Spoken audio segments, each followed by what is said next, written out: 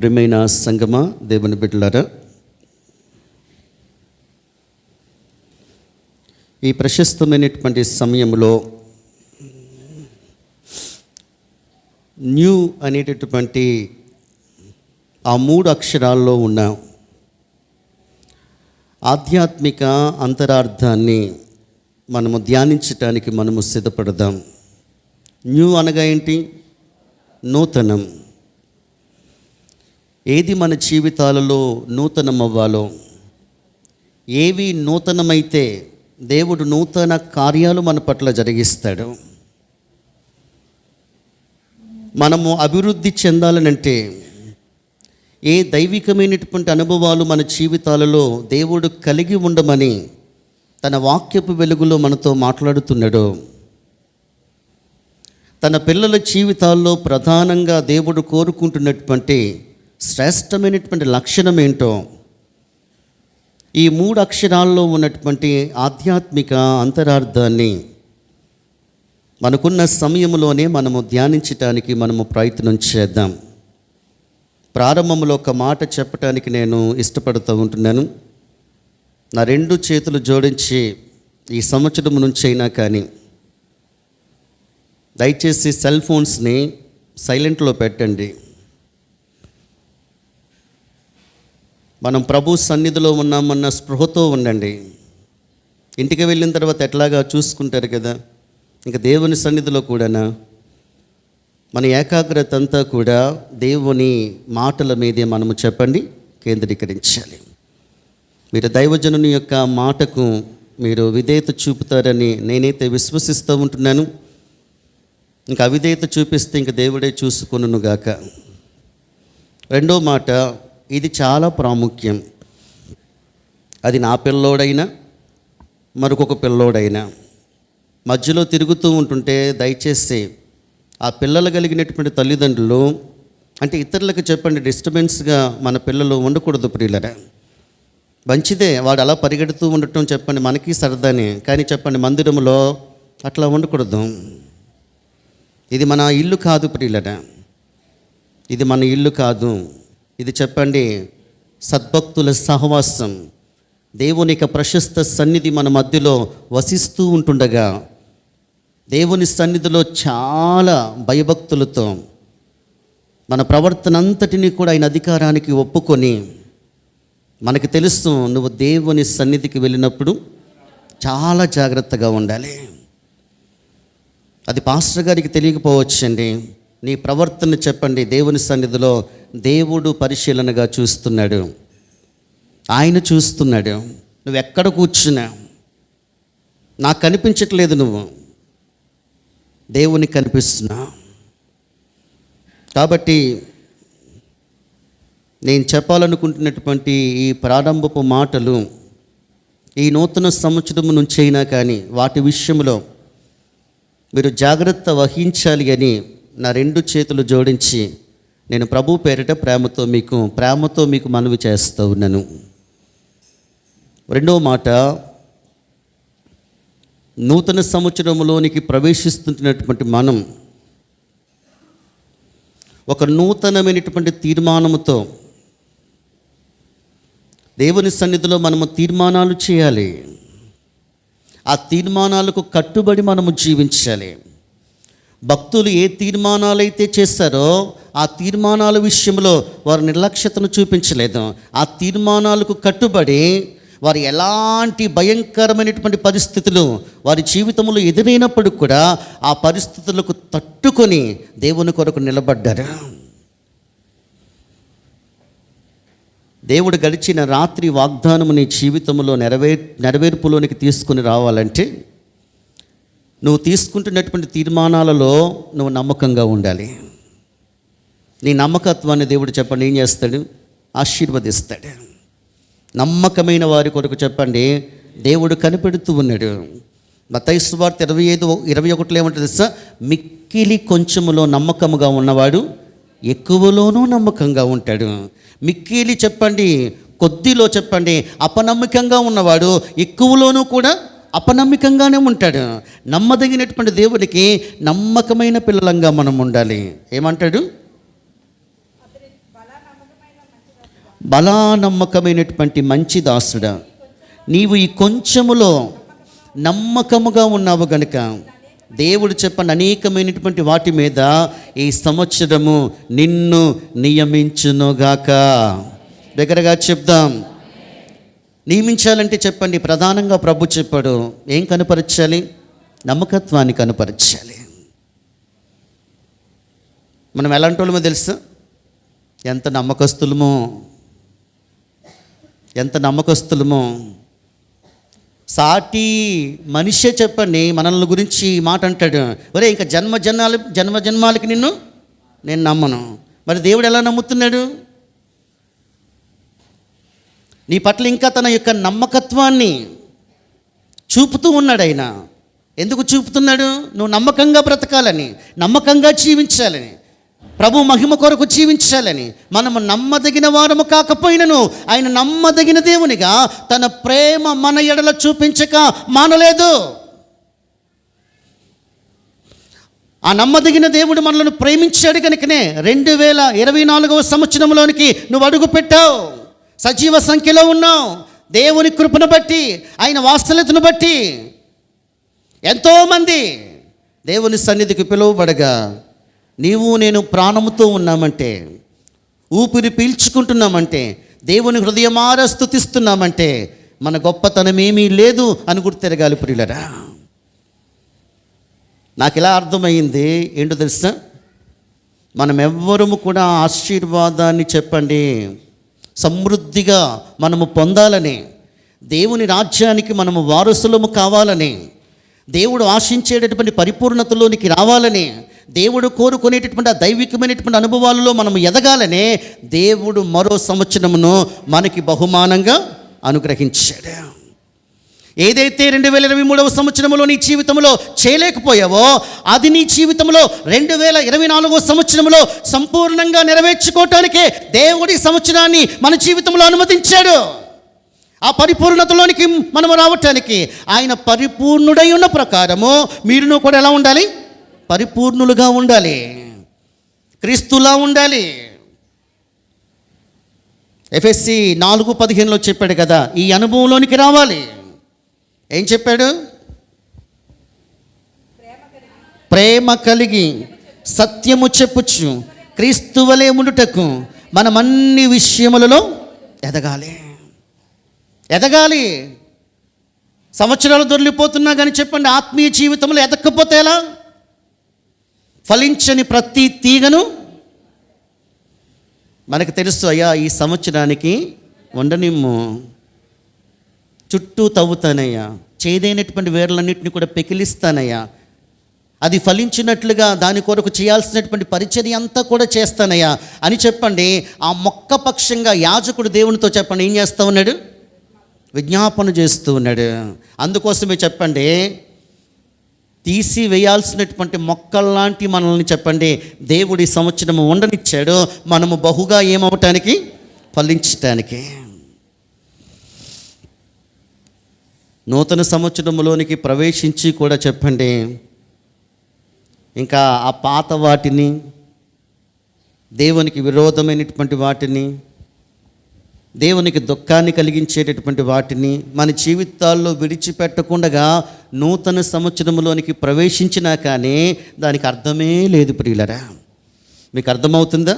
గడిచినటువంటి సంవత్సరంలో ఎలాగైతే ఉన్నావో, ఎలాగైతే ఏ పరిస్థితులను బట్టి అయితే దేవునికి చెప్పండి కాస్త బాధ దుఃఖాన్ని కలిగించావో, దేవుని యొక్క పశ్చాత్తాపడి ఇక చెయ్యను ప్రభా, అలా జీవించిన ప్రభా, నీ కోసం బ్రతుకుతాను ప్రభా అన్న తీర్మానం తీసుకొని 2024వ సంవత్సరంలోనికి మనం ప్రవేశించగలిగితే దేవుడు సమృద్ధితో నింపుతాడు. దేవుడు నీ విషయమే చెప్పండి సంతోషించడానికి ఇష్టపడుతున్నాడు. అదే పాత జీవితంతో మనం 2024లోనికి ప్రవేశిస్తే నీ జీవితాన్ని బట్టి దేవుడు చెప్పండి హర్షించలేడు, సంతోషించలేడు ప్రియులరా. 2 కొరింథీయులకు రాసినటువంటి పత్రిక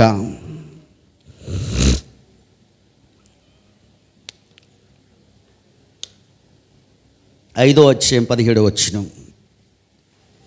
కాగా ఎవడైనను క్రీస్తునందున్న ఎడల వాడు నూతన సృష్టి, పాతవి గతించెను, ఇదిగో క్రొత్తవాయను. పాతవి చెప్పండి ఏమవ్వాలి? గతించిపోవాలి, సమాధి చేసేయాలి, వాటిని డిస్ట్రాయిడ్ చేయాలి. సమస్తము చెప్పండి ఏమవ్వాలి? నూతనమవ్వాలి. నీ జీవితం రూపాంతరపు అనుభవంలోనికి రావాలి, నూతన పరచబడాలి. ఏ నూతనత్వం చెప్పండి లేకుండా నూతన సంవత్సరంలోనికి మనం ప్రవేశిస్తే నూతన కార్యాలు, నూతన ఆశీర్వాదాలు ఎలా మన జీవితాల్లో అనుభవిస్తాం? మీ మనస్సు మారి ఏమవ్వాలి? నూతనం అవ్వాలి, లోపల మారాలి. అంతరంగిక పురుషుడు చెప్పండి రూపాంతరపరచబడాలి. క్రీస్తులో మీరుంటే పాతవన్నీ చెప్పండి ఏమవ్వాలి? సమాధి అయిపోవాలి, గతించాలి. సమస్తము చెప్పండి ఏమవ్వాలి? నూతనం అవ్వాలి. ఇప్పుడు ఇలా 1 కొరింథీ 5వ అధ్యాయము 7వ వచనం. మీరు పులిపిండి లేనివారు గనక క్రొత్త ముద్ద ఉటకే ఆ పాతదైనటువంటి పులిపిండిని, అబ్బా ఎందుకు ఆ పాతవి? క్రొత్త ముద్ద ఉటకై, శ్రేష్టమైనటువంటి అనుభవాలలోనికి రావటంకై ఆ పాతదైనటువంటి పులిపిండి చెప్పండి లేఖనములో చెప్పండి. యేసుక్రీస్తు వారు లూకా సువార్త 12వ అధ్యాయంలో పులిపిండి వేషధారణతో పోల్చారు. పరిసయ్యులు, శాస్త్రులు, సద్దుకైలు వారు పులిపిండికి సాదృశ్యంగా ఉన్నారు.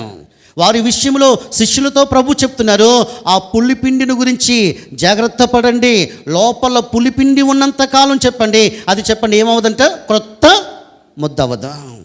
అది క్రొత్త ముద్ద అవుటకే ఆ పాతదైన పులిపిండిని తీసేయాలి. నన్ను నూతన పరచు ప్రభువా, నూతన ఆలోచనలతో నింపు ప్రభువా. నూతనమైన బట్టలు వేసుకున్నాం, నూతనంగా చక్కగా బాహ్య సంబంధంగా అలంకరించుకున్నాం, మంచిదే. అంతరంగిక అలంకరణ, మీ హృదయపు అంతరంగ స్వభావము దేవుని దృష్టికి అలంకరణగా ఉండాలి. అది దేవుని దృష్టికి మిగుల విలువైనదే. అందుకోసమే దేవుని సన్నిధికి వచ్చినప్పుడు పరిశుద్ధ అలంకారములను ధరించుకొని యెహోవాకు ఏం చేయండి? నమస్కారం చేయండి. బొక్కావాని తైలములో చెప్పండి చచ్చిన ఈగ పడితే ఆ తైలం అంతా ఏమైపోద్ది? పాడైపోద్ది. తైలము లాంటి నీ జీవితంలో చెప్పండి కొన్ని పడతా ఉంటాయి. 2024వ సంవత్సరంలోనికి ప్రవేశించినటువంటి నీ జీవితంలో తైలము లాంటి నీ జీవితాన్ని పాడు చేయడానికి సాతానుడు విషమ ప్రయత్నాలు చేస్తూ ఉంటుంటాడు. నిన్ను ఆకర్షించుకోవటానికి, లోకం వైపు తిప్పటానికి, రకరకాల పరిస్థితుల వైపు నీ యొక్క హృదయాన్ని మళ్లించటానికి చాలా క్లియర్గా చెప్పాడు. ప్రసంగి గ్రంథం 10వ అధ్యాయం నోట్ చేసుకుని అంతే, చదవద్దు. 10వ అధ్యాయం 1వ వచనంలో బొక్కావాని తైలములో చచ్చిన ఈగ పడితే చెప్పండి అదంతా ఏమైపోద్ది? చెడు వాసన కొడుతుంది. మన జీవితాలు ఎలా ఉండాలన్నాడు ప్రభు? సువాసనగా ఉండాలి. ఎఫెసీ 5:2లో చెప్పాడు, క్రీస్తు మిమ్మును ప్రేమించి పరిమళ సువాసనగా ఉండటానికి తన్ను తాను అర్పణగాను బలిగాను దేవునికి అప్పగించుకున్నాడు. ఎలా ఉండటానికి? ప్రభా నీకోసం సువాసనగా ఉండాలయ్యా, పరిమళ సువాసనగా ఉండాలయ్యా నేను. ఈ న్యూ అనేటటువంటి మాటలో 3 మాటలు ఉన్నాయి కదా, NEW. మొట్టమొదటి అక్షరం N స్టాండ్స్ ఫర్ న్యూనెస్.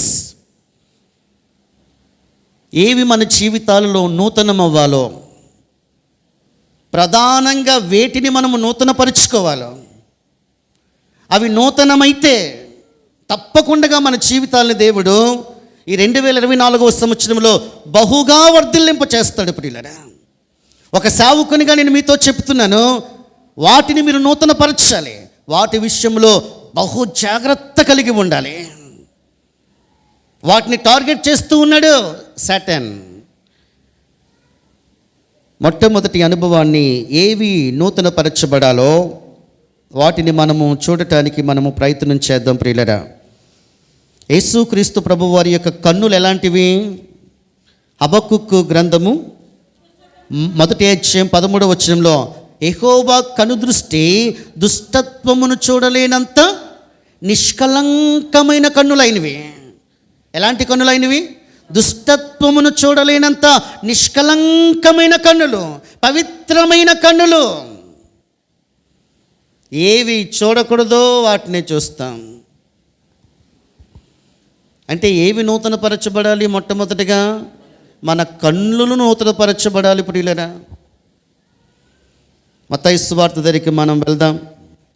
లేఖనపు వెలుగులో దేవుడు మనకిస్తున్నటువంటి ఆ శ్రేష్టమైనటువంటి మాటలు మనము చూస్తూ దేవుని సన్నిధిలో ఒక శ్రేష్ఠ తీర్మానాన్ని మనం తీసుకోవటానికి మనము ప్రయత్నం చేద్దాం. రండి, మత్తయి సువార్త 6వ అధ్యాయం 22-23 వచనాలు. దేహమునకు దీపము కన్నే గనక నీ కన్ను తేటగా ఉండిన ఎడల నీ దేహమంతయు వెలుగుమయమై ఉండను. నీ కన్ను చెడినదైతే నీ దేహమంతయు దేహానికి దీపాలేంటి? కళ్ళు. ఆ కళ్ళు ఎలా ఉన్నాయి? ఇప్పుడు ఆ కళ్ళు ఎలా ఉన్నాయి? ఎంత భయంకరంగా ఉన్నాయో ప్రియులరా. ప్రభు చెప్పాడు, ఇదే మత్తయి సువార్త 5:28లో, నేను మీతో చెప్పినదేమనగా ఒక స్త్రీని మోహపు చూపుతో చూచి ప్రతివాడు అప్పుడే తన హృదయమందు మోహపు చూపులు, భయంకరమైన చూపులు. నీ కళ్ళు మారాలి. 2024 సంవత్సరంలోనికి ప్రవేశించినటువంటి నీ కళ్ళు మారాలి. అవి నీ దేహానికి దీపాలు. ఆ కళ్ళు బాగోకపోతే చెప్పండి, మనిషి అంతా పాడైపోయినట్లే. ప్రభు చాలా క్లియర్గా చెప్పాడు, దేహమునకు దీపము కన్నే గనక నీ దేహము చెప్పండి వెలుగుగా ఉండాలంటే నీ కన్నులు ఎలా ఉండాలి? తేటగా ఉండాలి. అంటే విశ్వాసమునకు కర్తయు దానిని కొనసాగించువాడినైనా యేసు వైపు చూస్తూ నీ ఆధ్యాత్మిక ప్రయాణాన్ని కొనసాగించాలి. ఒక దైవజనుడు ఈ మాట అన్నాడు, ఇటు అటు చూసేవాడంట ఎటు కాకుండా పోతాడంట. ఏంటండి? ఇటు అటు చూసేవాడు. ఇటు అటు చూసే లక్షణం ఎవరిది? సాతాన్ది. ఏరా బాబు ఇక్కడికి వచ్చామని చెప్పండి, యోబు విషయంలో అడిగితే ఇటు అటు తిరుగుతూ చెప్పండి, చూసినప్పుడు ఎవరు కనిపించారు? యోబు కనిపించాడు.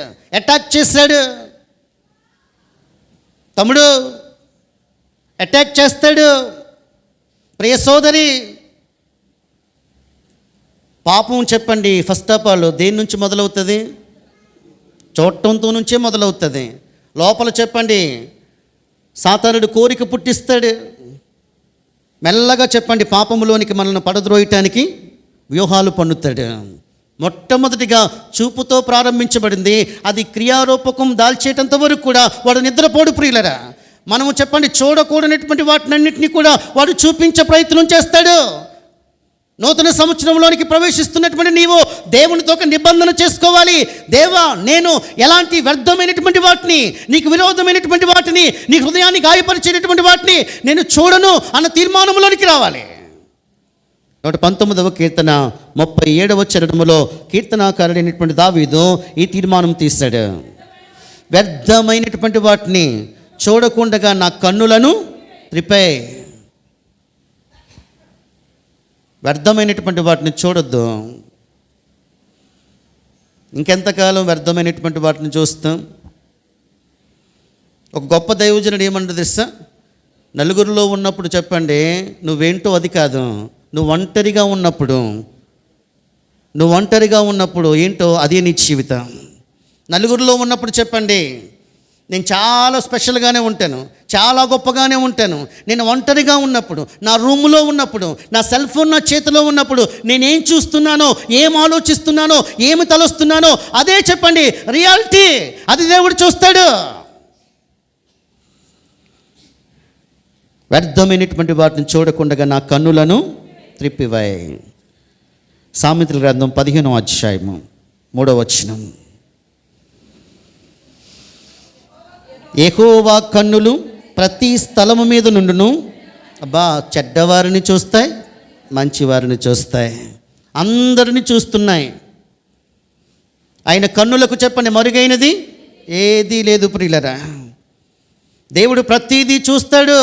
నువ్వు ఎక్కడున్నా కానీ చెప్పండి, నేను ఆకాశమునకు ఎక్కినను, అక్కడున్నాడు. పాతాళంలోనికి వెళ్ళను, నువ్వు ఎక్కడున్నా కానీ దేవుని కనుదృష్టి నీ మీద ఉంది. రికార్డ్ అవుతున్నాయి ప్రతిదీ కూడా. క్రైస్తవ న్యాయపీఠం మీదట మనం నిలబడినప్పుడు ప్రతి దాని విషయంలో చెప్పండి, దేవుని ఎదుట మనం లెక్క అప్పగించాలి. ప్రియులారా, మన కన్నుల విషయంలో మనం ఎట్లా ఉన్నామో దేవుని సన్నిధిలో మనల్ని మనము పరిశీలించుకోవాలి. ప్రియులారా, సృష్టి ప్రారంభంలోనే వారు తప్పు చేయటానికి సాతానుడు ఎంత తెలివిగా వారిని డ్రాగ్ చేశాడంటే, వారి కన్నులకు అందమైనదిగాను రమ్యమైనదిగాను దాన్ని చూపించగా చెప్పండి, దానికి వారు ఆకర్షితులైపోయారు. దేవుడు చెప్పాడా ఆ పండు తినొద్దని? కానీ సాతానుడు చెప్పండి ఆ పండుని ఎలా చూపించాడు? అందంగా చూపించాడు, రమ్యమైనదిగా చూపిస్తాడు. నీ కన్నులకు చెప్పండి ఇంపైనదిగా చూపిస్తాడు. ఎందుకు తిన్నావంటే చెప్పండి, నువ్వు నాకు ఇస్తున్నటువంటి ఆ స్త్రీయే నాకు ఇచ్చింది కనుక ఆ పండు తినేస్తాను. నిన్ను పడగొట్టడానికి చెప్పండి సాతానుడు ఎన్ని వ్యూహాలైనా పన్నుతాడు.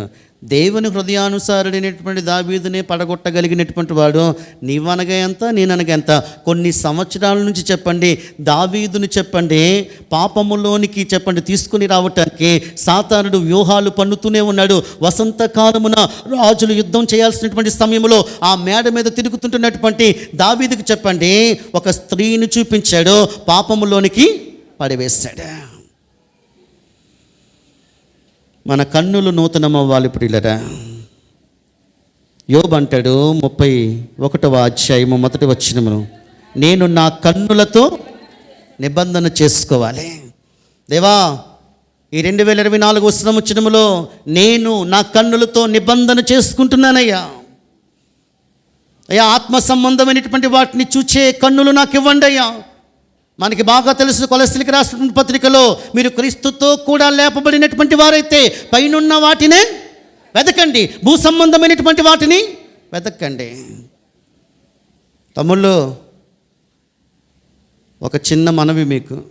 యోసేపు భార్య, క్షమించండి, ఫరో భార్య యోసేపు మీద కన్నేసింది.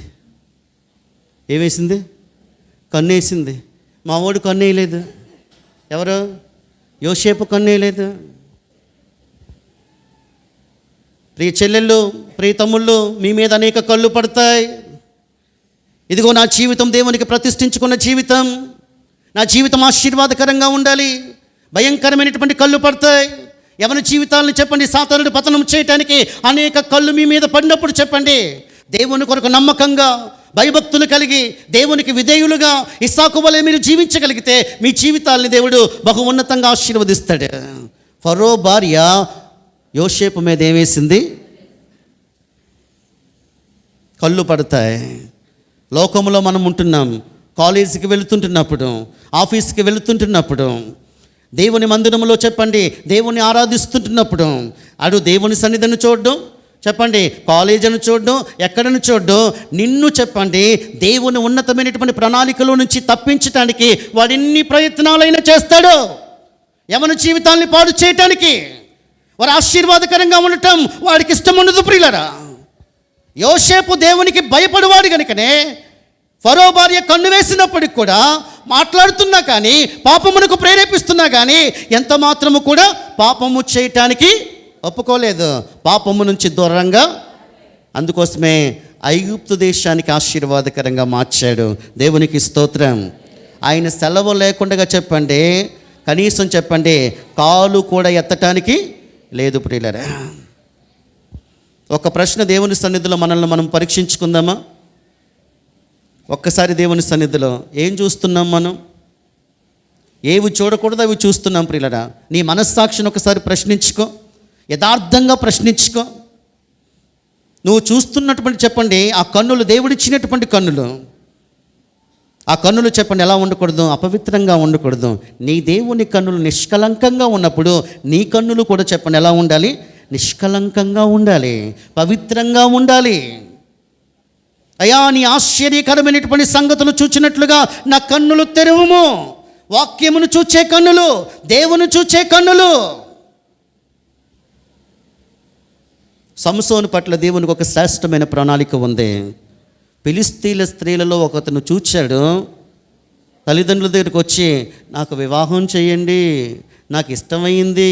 దేవుడు ఏమన్నాడు? అన్య స్త్రీలను చెప్పండి, ఒరే నాయన వివాహము చేసుకోకూడదు. వీడేమంటాడు? నాకు ఇష్టమైపోయింది, నాకు బాగా నచ్చేసింది. సరే నచ్చేసింది, వివాహం చేసేసుకున్నాడు. ఫస్ట్ చూపులోని చెప్పండి ఆ పాప బాగా నచ్చేసింది. వీరిద్దరికి చెప్పండి ప్రేమ బాగా కుదిరింది. చెప్పండి పెళ్లి చేసుకున్న తర్వాత చెప్పండి ఆ యొక్క చెప్పండి సంసోని యొక్క మొదటి భార్య చెప్పండి బాగా ఉందా? ఫిలిష్తీయులు చెప్పండి ఆమెను ఏం చేశారు? ఆమె తండ్రిని కాల్ చేశారు. ప్రియులారా, ఇంటిని కాల్ చేశారు. దానికి కారకుడు ఎవరు? అప్పటికైనా బుద్ధి తెచ్చుకొని చెప్పండి దేవా నన్ను క్షమించు అని అనాలి కదా. మరలా చెప్పండి వేశ్యతను చూచి గాజాకి వెళ్ళి ఆమె తొడ మీద పడుకున్నాడు. హాయిగా ఉంది. చూచాడు అనే మాట 16వ అధ్యాయం మొదటి వచ్చిన వేశ్యనొకతను చూచాను. వెళ్ళి చెప్పండి ఆమె తొడ మీద బలాన్ని కోల్పోయాడు. ఫిలిష్తీయులు చెప్పండి ఏ కళ్ళైతే చెప్పండి చూడకూడనటువంటి వాటిని సంసోను చూస్తూ వచ్చాడు. ఆ కళ్ళను చెప్పండి ఏం చేశారు? ఓడబెరికారు. ప్రియులారా, ఓడబెరికారు. దావీదు ఒక అద్భుతమైనటువంటి మాట అంటాడు. ప్రియులారా, 101వ కీర్తన 3వ చరణం. నా కన్నుల ఎదుట నేను ఏ దుష్కార్యమును ఉంచుకోనయ్యా. ఎలాంటి దుష్కార్యానికి నేను చోటివ్వను. నీ కన్నులు అంత పవిత్రంగా ఉండాలి. నీ దేహానికి దీపాలేంటి? కన్నులు. దేహం తేటగా ఉంటే చెప్పండి నువ్వు వెలుగుమయముగా ఉంటావు, క్రీస్తు కొరకు ప్రకాశిస్తావు, సమృద్ధితో చెప్పండి నీ జీవితాన్ని దేవుడు ఆశీర్వదిస్తాడు. ఈ యుగ సంబంధమైనటువంటి దేవత అవిశ్వాసులైనటువంటి మనోనేత్రాలకు ఏం కలిగజేస్తున్నాడు? గుడ్డితనం.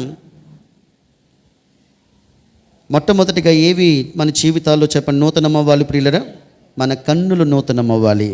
రెండవదిగా ఏవి నూతనం అవ్వాలంటే మన హృదయం నూతనం అవ్వాలి. ఇర్మియా గ్రంథంలో ఒక మాట ఉంది, హృదయం ఘోరమైన వ్యాధి కలిగింది, దాన్ని గ్రహించేవాడు ఎవడు లేడు. ఈ హృదయం చెడిపోయింది, పాడైపోయింది, దీన్ని దేవుడు బాగు చేశాడు. ఎహెజ్కేలు గ్రంథం 36:26లో చెప్పాడు, నూతన హృదయం మీకు ఇచ్చేదను, నూతన స్వభావాన్ని మీకు దయచేసేదను, ఆ రాతి గుండెను చెప్పండి మీలో నుంచి తీసివేసి మెత్తని మాంసపు హృదయాన్ని మీకు ఇస్తాను. ఎలాంటి హృదయాన్ని ఇస్తానన్నాడు? మంచి హృదయాన్ని. దావీదు పశ్చాత్తాపడుతూ 51వ కీర్తన 10వ చరణంలో ఏమంటాడు? దేవా నా యందు శుద్ధ హృదయము దయచే, నా అంతరంగములో స్థిరమైన మనస్సు. హృదయం మారకుండగా ఈ హృదయంలో చెప్పండి ఎంత భయంకరమైనటువంటివి ఉన్నాయో ప్రియులరా. ఆ భయంకరమైనటువంటివన్నీ కూడా మన హృదయంలో నుంచి పోతేనే తప్ప దేవుడు చెప్పండి మనల్ని మన కుటుంబాలను ఏం చేయలేడు? ఆశీర్వదించలేడు ప్రియులరా. రండి మార్కు రాసినటువంటి సువార్త. ఇన్ని ఉంటే చెప్పండి ఆ హృదయం ఎలా తట్టుకుంటుందో తెలియట్లేదు ప్రియులరా. మార్కు రాసిన సువార్త 7వ అధ్యాయం 21-22 వచనాలు. లోపల నుండి అనగా మనుష్యుల హృదయములో నుండి దురాలోచనలు, జారత్వములు, దొంగతనములు, నరహత్యలు, వ్యభిచారములు, లోభములు, చెడుతనములు, కృత్రిమమును, కామావికారమును, మత్సరమును, దేవదూషణయు, అహంభావమును, అవివేకమును వచ్చును. ఈ చెడ్డవన్నీ ఎక్కడి నుంచంట? ఈ చెడ్డవన్నీ లోపల నుండే బయలు వెళ్ళి మనుష్యుని ఏం చేస్తున్నాయి? లోపల నుంచి వస్తున్నాయి. లోపల ఉంచేసుకున్నారు. లోపల క్లీన్ అవ్వాలి.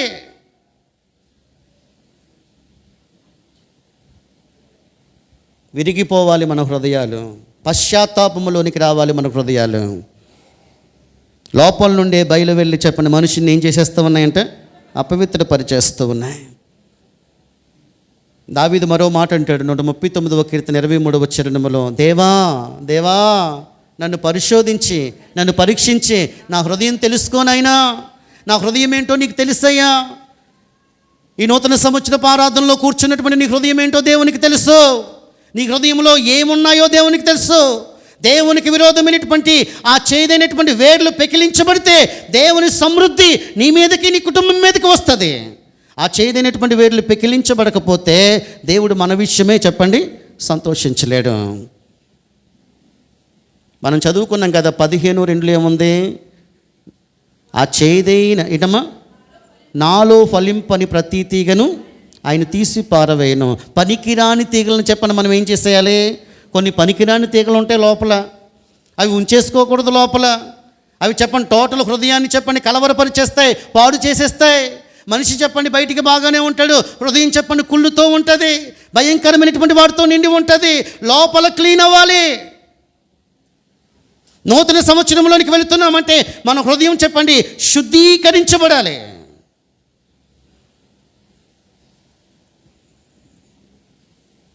యోవేలు ఏమంటాడు? మీ వస్త్రములను కాక మీ హృదయములను చింపుకొని ఆయన తట్టు తిరగండి. ఇది హృదయాల్ని చెప్పండి దేవుని ఎదుట చింపుకునే సమయం, పశ్చాత్తాపపడే సమయం. దేవా నీకు ఆయాసకరమైనటువంటివి ఏవైతే ఉన్నాయో వాటన్నిటినీ నా జీవితంలో నుంచి తీసివేయినాయినా. అయ్యా నూతన సంవత్సరంలోనికి వెళుతున్నాను, నిత్య మార్గమున నన్ను నడిపించా.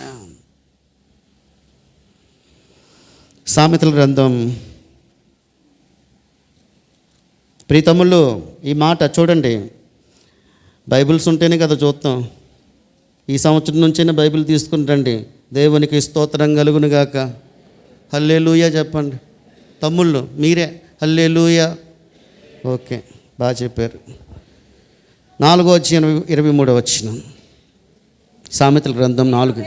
నీ హృదయములో నుండి జీవదారులు బయలుదేరును కాబట్టి అన్నిటికంటే ముఖ్యముగా నీ హృదయమును తమ్ముడు భద్రంగా కాపాడుకో నాయనా. నీ హృదయాన్ని భద్రంగా కాపాడుకోవాలి. అన్నిటికంటే ముఖ్యంగా నీ హృదయాన్ని ఎలా కాపాడుకోవాలి? భద్రంగా కాపాడుకోవాలి. దీన్ని కాపాడుకోవాలి. ఇందులోనికి చెడు ప్రవేశించకూడదు. ఇందులోనికి అపవిత్రమైనటువంటివి చెప్పండి నీ జీవితంలో చోటు ఇవ్వకూడదు. ఇది పరిశుద్ధంగా ఉండాలి, దేవుడు నివసించేటటువంటి ఆలయంగా ఉండాలి. చెప్పండి మీ హృదయ సింహాసనం మీద ఆయన రాజుగా ప్రతిష్ఠితుడు అవ్వాలి. ఆయన మిమ్మల్ని నడిపించాలి. ఆయన మిమ్మల్ని నడిపించాలంటే, ఆయన మీ జీవితాన్ని ఆశీర్వదించాలంటే ఈ హృదయం క్లీన్గా ఉండాలి. ఎలా ఉండాలి? హృదయం పరిశుద్ధంగా ఉండాలి. 7వ కీర్తన 9వ చరణంలో కూడా ఉంది, ఆయన హృదయములను అంతరింద్రియములను ఆయన పరిశీలించు దేవుడు. ప్రియులారా, కొంతమందికి దండం పెట్టాలండి, కొంతమందికి దండం పెట్టాలి. ఏంటో తెలుసా? ఎన్ని నూతన సంవత్సరాలు వచ్చినా కానీ వీళ్ళ హృదయాలు మారవు. అది బాధ ఇక్కడ. ఏంటండి, ఎన్ని నూతన సంవత్సరాలు రానివ్వండి, ఎంత కఠినంగా దేవుడు మాట్లాడనివ్వండి, వీళ్ళు మారనంటే మారరు. రోమాపత్రిక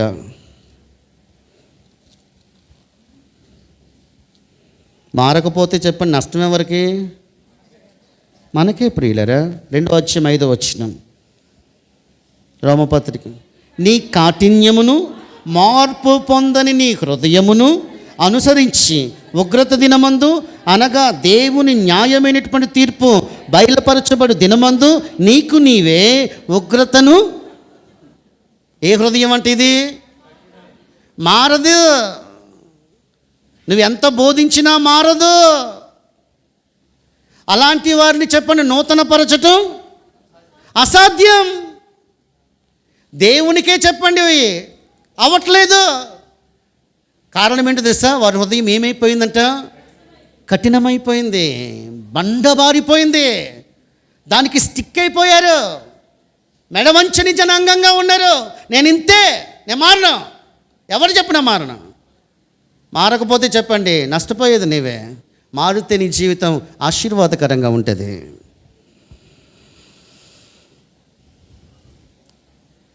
ముప్పై 34వ కీర్తన. ఈ హృదయాన్ని మనం కలిగి ఉందాం. 34వ కీర్తన 2వ అక్షరంలోనికి వెళ్ళిపోతాను ప్రియులు. ఇంక చెప్పండి. 34వ కీర్తన 18 విరిగిన హృదయం గలవారికి యెహోవా ఆసన్నుడు, నలిగిన మనస్సు గలవారిని. మన హృదయాలు ఏమవ్వాలి? డిమానుష్యవాలి. ఆయన ఎదుట విరిగిపోవాలి. విరిగి నలిగిన హృదయాన్ని ఆయన ఆలక్ష్యము చేసే దేవుడు కాదు. ప్రభా నా హృదయం నీ ఎదుట విరిగిపోతుందయ్యా. ఒక ఎగ్జాంపుల్ చెప్పనా మీకు? 2 దేవాలయానికి వచ్చారు. ఒక ఆయన చెప్పండి ఎంత ప్రగల్భపు మాటలు అంటే ఎంత అద్భుతమైనటువంటి మాటలు. వారానికి చెప్పండి 2 మార్లు ఉపవాసం, నేను నీతిమంతుణ్ణి, నేను భక్తిపరుణ్ణి, నేను చెప్పండి ధర్మం చేస్తాను. అక్కడ చెప్పండి సుంకరి ఆయన వైపు చూడటానికైనా నువ్వు ధైర్యం చాలక ఇక్కడ కొట్టుకుంటున్నాడు. ప్రభా పాపినైనా నన్ను, నా హృదయం చెడిపోయిందయ్యా, పాడైపోయిందయ్యా, నీ వైపు చూడటానికి కూడా నాకు ధైర్యం చాలదయ్యా. దేవుని ఎదుట రొమ్ము కొట్టుకోవాలి, పశ్చాత్తాపడాలి, ఈ హృదయంలో ఉన్న పాపాన్ని తీసివేయాలి. దేవుడు చెప్పండి ఎవరిని నీతిమంతుడిగా ఎంచాడు? పశ్చాత్తాపడినటువంటి ఆ సుంకరిని. ప్రారంభంలో రాశారు తామే నీతిమంతులం అనుకొని అనే మాటతో చెప్పండి అక్కడ అధ్యాయం ప్రారంభించబడుతుంది. ప్రియులరా, వారానికి 2 మార్లు ఉపవాసం ఉండి అంత భక్తి చేసి ధర్మం చేసి ప్రార్థన చేసి నేను ఈ సుంకరవలే లేను అని చెప్పినటువంటి వ్యక్తి చెప్పండి తన జీవితంలో ఆ ప్రార్థనకు ఉపవాసానికి భక్తికి తగినటువంటి హృదయపు స్థితి కలిగి లేడు. హృదయంలో మార్పు లేదు.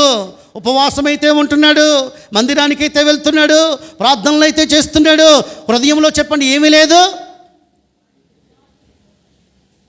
సుంకరి రొమ్ము కొట్టుకుంటా ఉన్నాడు. తన హృదయంలో ఉన్న పాపాన్ని దేవుని ఎదుట పశ్చాత్తాపపడి ఒప్పుకున్నాడు. ప్రియులరా,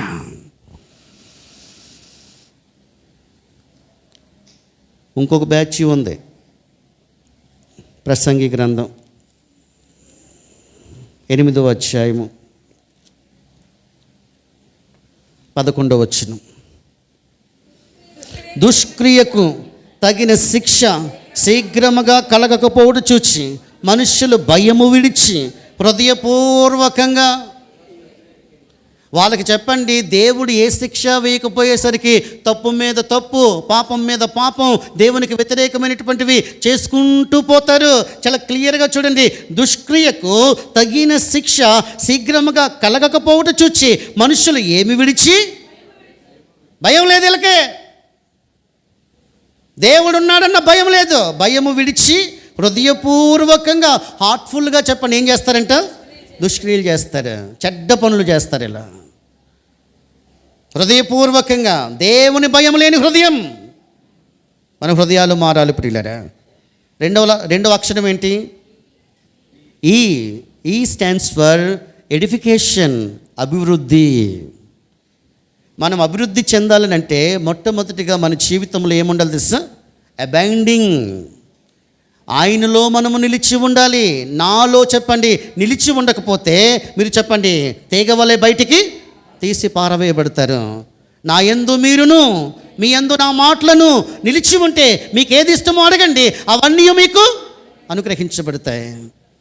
ఇస్సాకు జీవితంలో 5 విషయాలు చెప్తాను ప్రియులరా, ఒక్కొక్క మాటగా. ఇస్సాకు అభివృద్ధి చెందటానికి గల ప్రధాన కారణం ఏంటి తెలుసా? ఏ దేశంలోనైతే అతడు పరవాసిగా ఉన్నాడో ఆ దేశంలో ఇస్సాకు ప్రత్యేకంగా బ్రతికాడు. దేవుడు చెప్పాడు, మీరు చదవండి 26వ అధ్యాయం 3వ వచనం నోట్ చేసుకోండి, ఇంటికి వెళ్ళి చదవండి. రెండవది ఇస్సాకు దేవుని యందు భయభక్తులు కలిగిన వాడు, ఇది 2వ మాట. ఇస్సాకు దేవునికి లోబడినటువంటి వాడు, ఇది 3వ మాట. ఇస్సాకు ప్రార్థనాపరుడు, 5వ మాట. ఇస్సాకు దేవుని చిత్తాన్ని జరిగించేవాడు. అందుకోసమే చెప్పండి అతను విత్తనము వేయగా ఆ సంవత్సరము చెప్పండి 100 అంతలు అభివృద్ధిని చూశాడు. అతడు క్రమక్రమముగా ఏమయ్యాడు? అభివృద్ధి పొందాడు. మనం అభివృద్ధి పొందాలంటే ఈ సూత్రం మీ జీవితంలోనికి రావాలి ప్రియులరా. ఏ సూత్రమో తెలుసా? ఈ సూత్రం మీ జీవితంలోనికి వస్తే మీరు తప్పకుండా అభివృద్ధి పొందుతారు, తప్పకుండా అభివృద్ధిని చూస్తారు.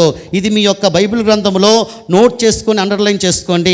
నేను అభివృద్ధి చెందాలంటే ఈ సంవత్సర కాలంలో ఇది నీ జీవిత అనుభవంలోనికి వచ్చేస్తే తప్పకుండా మీ కుటుంబాలు అభివృద్ధి చెందుతాయి. దేవునికి స్తోత్రం. ఆ మాట ఏంటో మనం చూద్దాం ప్రియులరా. రండి యోబు గ్రంథం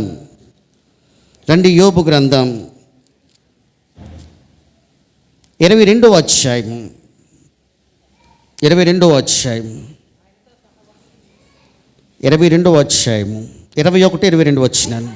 ఆయనతో సహవాసము చేసినట్లా నీకు సమాధానము కలుగును, అలాగును నీకు మేలు కలుగును. ఇక్కడ మీరు అండర్లైన్ చేయండి, ఆయన నోటి ఉపదేశమును అవలంబించము, ఆయన మాటల్ని నీ హృదయంలో ఉంచుకొనుము, సర్వశక్తిని వైపు నీవు తిరిగిన ఎడ్లా నీ గుడారములో నుంచి దుర్మార్గతను దూరముగా తొలగించుకుని ఎడ్లా నీవు అభివృద్ధి పొందుతా. 4 మాటలు చెప్పాడు అక్కడ. మనం అభివృద్ధి పొందాలనంటే ఆయన నోటి ఉపదేశాన్ని అవలంబించాలి, ఆయన మాటల్ని హృదయంలో ఉంచుకోవాలి, సర్వశక్తుని వైపు నువ్వు తిరగాలి. నీ గుడారములో నుంచి, గుడారం అంటే ఏంటి? ఇదే గుడారం, దేవునికి నివాస స్థలం ఇదే. నీ గుడారములో నుంచి దుర్మార్గతను తొలగించుకుంటే నువ్వేమవుతావు? అభివృద్ధి పొందుతావు. ఈ 4 ఉండవు. అవలంబించం, ఉంచుకోము, తిరగము, విడిచిపెట్టం. ఎలా అభివృద్ధి? అబైండింగ్, నిలిచి ఉండాలి. 15వ అధ్యాయం దగ్గరికి మనం వద్దాం. యోహాను సువార్త 15వ అధ్యాయం దగ్గరికి వద్దాం. చాలా క్లుప్తంగానే అయిపోతుంది, 5 నిమిషాల్లో ముగించేస్తాను ప్రియులరా. యోహాను సువార్త 15వ అధ్యాయము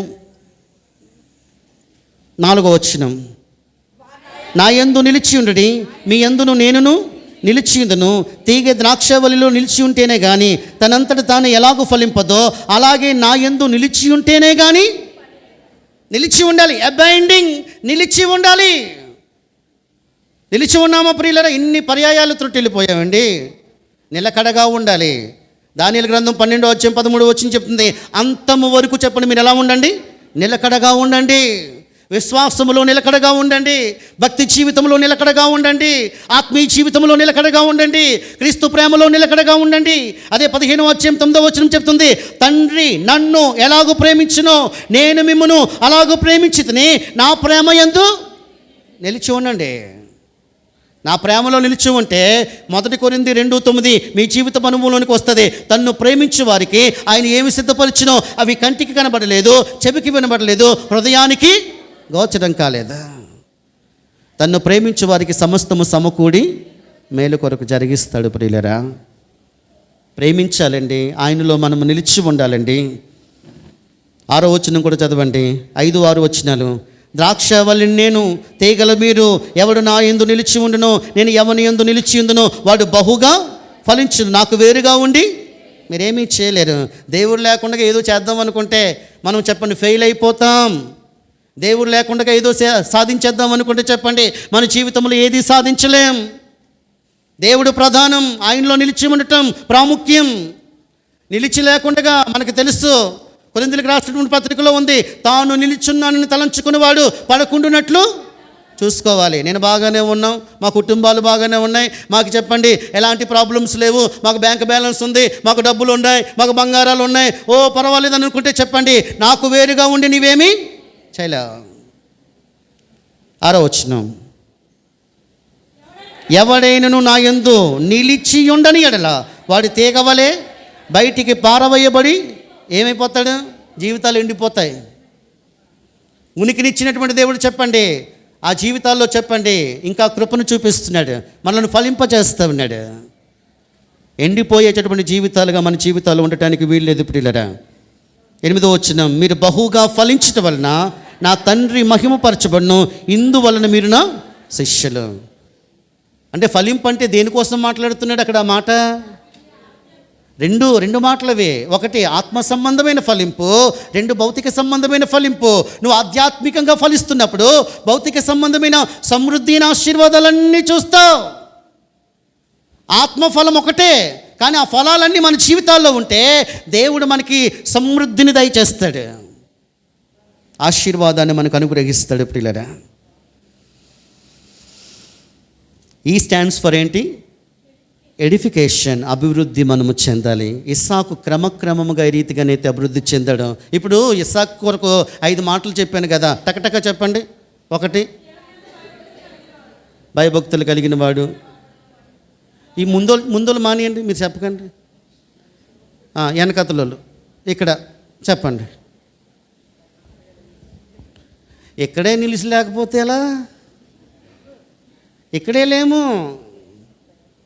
మన కాన్సన్ట్రేషన్ ఎక్కడో ఉంది. నాకు చాలా సంతోషం ఏంటి తెలుసా, సేవకుడు చెప్తున్నప్పుడు వ్రాసుకుంటూ వింటారు చూడండి, ధ్యానపూర్వకంగా వింటారు చూడండి. కొంతమంది అలా కూర్చొని చాలా ధ్యానపూర్వకంగా వింటారు, అంటే మైండ్లోనికి చక్కగా వెక్కించుకుంటారు. ఇప్పుడు ఇలా ఏం చెప్పారు అనగానే చెప్పండి, నలుగురికి చెప్పడానికి మాటలు ఉంటాయి. ఏం చెప్పారంటే ఏమో, ఏం చెప్పారు బాగా తెలుసు.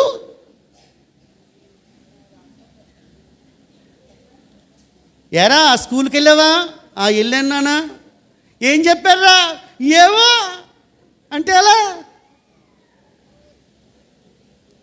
ఇప్పుడు నా కొడుకున్నాడండి, ఏ అన్నాను అనుకోడు బి అంటున్నాడు, నేను బి అన్నాను అనుకో సి అంటున్నాడు.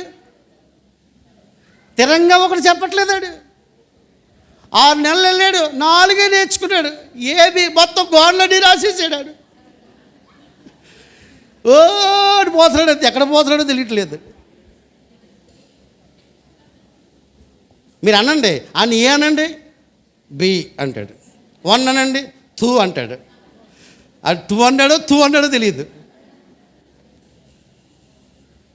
అబైండింగ్, నిలిచి ఉండాలి, శ్రద్ధగా వినాలి. లూకాసు వార్తలో ఒక మాట మీ వరకు తీసుకుని వస్తాను. 8వ అధ్యాయము 15వ వచనం. లూకాసు వార్త. మంచి నేల నుండి విత్తనము పోలిన వారెవరనగా యోగ్యమైన మంచి మనసుతో వాక్యమును విని దానిని అవలంబించి ఓపికతో ఫలించేవారు. విని అవలంబించి ఫలించువారు. వినాలి, జీవితపు అనుభవాల్లోనికి తీసుకుని రావాలి. అప్పుడు మనం ఏమవుతాం? ఫలిస్తాం. లాస్ట్ వర్డ్ ఏంటి? డబ్ల్యూ మీన్స్ విట్నెస్, సాక్ష్యం. క్రైస్తవ జీవితానికి ఏముండాలి? సాక్ష్యం ఉండాలి. సాక్ష్యార్థంగా బ్రతకాలి. ప్రభువా, ఈ 2024 సంవత్సరంలో నీ కొరకు సాక్షిగా బ్రతుకుతానయ్యా. సాక్ష్యము లేని క్రైస్తవ జీవితం అది క్రైస్తవ జీవితం అనిపించుకోదు. పిల్లరా, సాక్షులుగా బ్రతకాలి. సంఘము వెలుపల ఉన్నటువంటి వారికి సాక్ష్యార్థమైనటువంటి జీవితాన్ని దేవుని పిల్లలు అందించాలి. మీ జీవితాలను చూచి ప్రభు యొద్దకు రావాలి. మీరు హెబ్రీయులకు రాసినటువంటి పత్రిక 11వ అధ్యాయం అంతా చూస్తే దేవుడు వాళ్ళ గురించి సాక్ష్యం ఇచ్చినటువంటి మాటలు మనకు కనిపిస్తాయి. హానోకు దేవునికి ఇష్టుడై ఉండునని 11:5 ఉంటుంది. సాక్ష్యము పొందెను. అర్పణను గూర్చి అతడు నీతిమంతుడని హేబేలును గూర్చి దేవుడు సాక్ష్యం ఇచ్చాడు. విశ్వాసులకు తండ్రి అని అబ్రహామును గూర్చి సాక్ష్యం ఇచ్చాడు. దేవుని ఇల్లంతట్లో నమ్మకమైన వాడని మోషేను గూర్చి సాక్ష్యం ఇచ్చాడు. భూమి మీద చెప్పని అతను వంటి భక్తిపరుడు లేడని యోబును గూర్చి సాక్ష్యం ఇచ్చాడు. నా పిల్లలు చెప్పండి సత్యమును అనుసరించి నడుచుకొనుచున్నారన్న విన్న దానికంటే ఎక్కువైన సంతోషం నాకు లేదు. అయ్యా, నీ ప్రేమను గురించి సంఘము సాక్ష్యము చెప్పగా విని బహుగా సంతోషించుతున్న ఎవరైనా గాయం. నీ గురించి చెప్పండి, సాక్ష్యం చెప్పొద్దా? ఒక తీర్మానం పెట్టుకొని, ప్రభువా 2024 సంవత్సరంలో నీకు సాక్షిగా బ్రతకాలి ప్రభువా, నీకోసం మాదిరికరంగా బ్రతకాలయ్యా, నా జీవితాన్ని లోకానికి చూపించాలయ్యా, నా కుటుంబం మధ్యలో నా సాక్ష్యాన్ని కాపాడుకోవాలయ్యా. అయ్యా, సంఘము వెలుపల నా గురించి సాక్ష్యం చెప్పే రీతిగా నేను భక్తి జీవితాన్ని కనుపరచాలయ్యా అని నువ్వు జీవించగలిగితే నీ జీవితాన్ని దేవుడు బహు ఉన్నతంగా ఏం చేస్తాడు? ఆశీర్వదిస్తాడు. ఏవి నూతనం అవ్వాలి?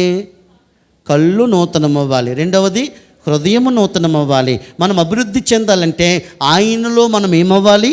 నిలిచి ఉండాలి. మూడవదిగా మనం ఏం కాపాడుకోవాలి? సాక్ష్యాన్ని కాపాడుకోవాలి. అట్టి కృప పరిశుద్ధాత్మ దేవుడు మనందరికీ దయచేసి బలపరిచి నడిపించును గాక. ఆమేన్, ఆమేన్.